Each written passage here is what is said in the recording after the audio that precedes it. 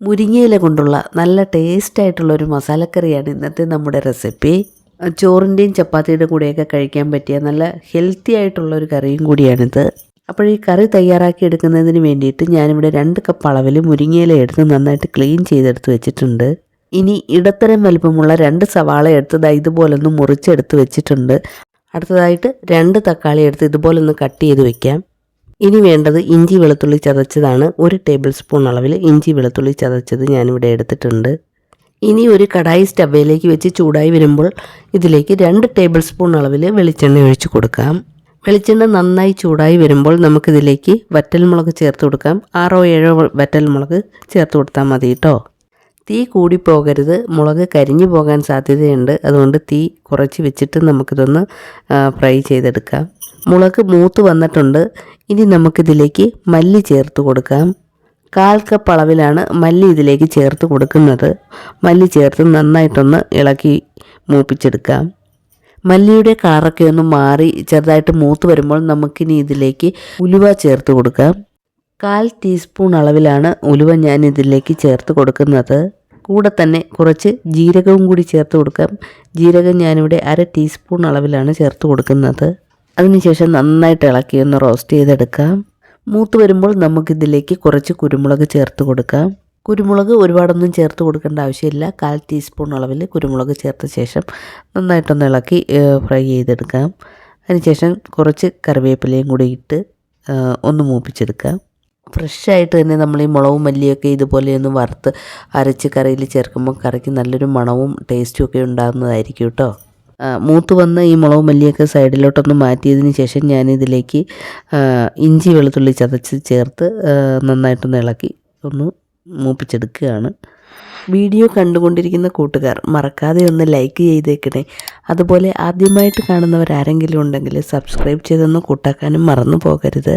ഇഞ്ചി വെളുത്തുള്ളിയൊക്കെ ഇവിടെ മൂത്ത് വന്നിട്ടുണ്ട്.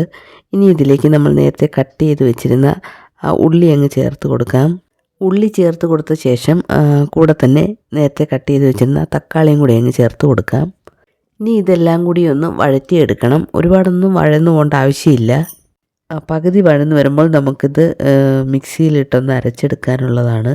അതുകൊണ്ട് ഒരുപാട് വഴറ്റിയെടുക്കേണ്ട ആവശ്യമില്ല കേട്ടോ. ഇനി ഇതൊന്ന് അടച്ച് വെച്ച് 1-2 മിനിറ്റ് സമയം ഒന്ന് ചെറിയ തീയിലിട്ട് വഴറ്റിയെടുക്കാം. 2 മിനിറ്റ് സമയം കഴിഞ്ഞു. നമുക്കിനി ഇതൊന്ന് തുറന്ന് നോക്കാം. പകുതി കുക്കായി വന്നിട്ടുണ്ട്. ഇനി നമുക്കിത് മിക്സിയുടെ ചെറിയ ജാറിലിട്ട് ഒന്ന് അരച്ചെടുക്കാം. ചെറുതായിട്ടൊന്ന് ചൂടാറിയതിന് ശേഷം മാത്രമേ അരച്ചെടുക്കാവൂ.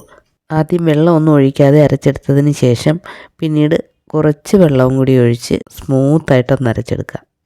ഈ ഒരു പരുവത്തിന് ഞാൻ അരച്ചെടുത്തിട്ടുണ്ട്. ഇനി ഇതിലേക്ക് കുറച്ച് വെള്ളവും കൂടി ഒഴിച്ച് നന്നായിട്ടൊന്ന് അരച്ചെടുക്കാം. നന്നായിട്ട് അരഞ്ഞ് കിട്ടിയിട്ടുണ്ട്. ഇനി നമുക്ക് അതേ പാനിൽ തന്നെ ഈ അരപ്പങ്ങ് ഒഴിച്ചു കൊടുക്കാം. ജാറിലേക്ക് കുറച്ച് വെള്ളവും കൂടി ഒഴിച്ച് കലക്കി ഇതിലേക്കങ്ങ് ചേർത്ത് കൊടുക്കാം. കറിക്ക് ആവശ്യത്തിനുള്ള വെള്ളം ഇപ്പോൾ തന്നെ ചേർത്ത് കൊടുത്തതിന് ശേഷം സ്റ്റൗ ഓൺ ചെയ്ത് മീഡിയം ഫ്ലെയിമിലിട്ട് നമുക്കിതൊന്ന് തിളപ്പിച്ചെടുക്കാം. വെള്ളം ഒരുപാടങ്ങ് കൂടിപ്പോകണ്ട, ചാറൊന്ന് കുറുകിയിരിക്കുന്നതായിരിക്കും നല്ലത്. ഇനി കറി ഒന്ന് തിളച്ച് വന്നിട്ടുണ്ട്. നന്നായിട്ടൊന്ന് ഇളക്കി യോജിപ്പിച്ച് കൊടുക്കാം. അതിനുശേഷം നമുക്ക് ഈ കറിക്ക് ആവശ്യത്തിനുള്ള ഉപ്പ് ചേർത്ത് കൊടുക്കാം. ഉപ്പ് ചേർത്ത് കൊടുത്ത ശേഷം നന്നായിട്ടൊന്ന് ഇളക്കി യോജിപ്പിച്ച് കൊടുക്കാം. കറി ഇനി നന്നായിട്ടൊന്ന് തിളച്ച് വരട്ടെ. അതിനുശേഷം നമുക്കിത് അടച്ചു വെച്ച് 2 മിനിറ്റ് സമയം ഒന്ന് വേവിച്ചെടുക്കാം. 2 മിനിറ്റ് സമയം കഴിഞ്ഞു. ഞാനിതൊന്ന് തുറന്ന് നോക്കുകയാണ്. കറി നന്നായിട്ട് കുറുകി എണ്ണയൊക്കെ തെളിഞ്ഞു വന്നിട്ടുണ്ട്. ഇനി നമ്മളിതിലേക്ക് നേരത്തെ ക്ലീൻ ചെയ്ത് വെച്ചിരുന്ന ആ മുരിങ്ങയില ചേർത്ത് കൊടുക്കാം.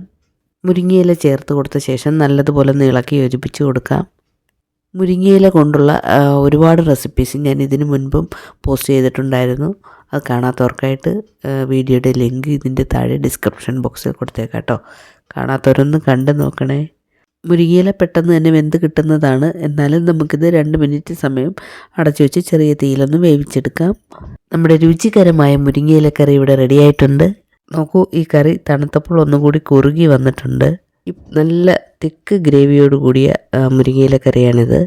ഗ്രേവി കുറച്ചും കൂടി ലൂസായിട്ട് വേണമെന്നുള്ളവർക്ക് കുറച്ചും കൂടി വെള്ളം ചേർത്ത് തിളപ്പിച്ചെടുത്താൽ മതിയാകും കേട്ടോ. വ്യത്യസ്ത രുചിയോട് കൂടിയ ഒരു മുരിങ്ങയില മസാലക്കറിയാണിത്. അപ്പോഴെല്ലാവരും ട്രൈ ചെയ്ത് നോക്കുക. അപ്പോൾ ഈ വീഡിയോ മറ്റുള്ളവരും കൂടി കാണണം എന്ന് ആഗ്രഹിക്കുന്നുണ്ടെങ്കിൽ നിങ്ങളുടെ ഫാമിലിക്കും ഫ്രണ്ട്സിനും കൂടെയൊക്കെ ഒന്ന് ഷെയർ ചെയ്ത് കൊടുക്കുക. നിങ്ങളുടെ ഫീഡ്ബാക്ക്സ് താഴെ കാണുന്ന കമൻറ്റ് ബോക്സിൽ രേഖപ്പെടുത്താനും മറന്നു പോകരുത്. Thanks for watching.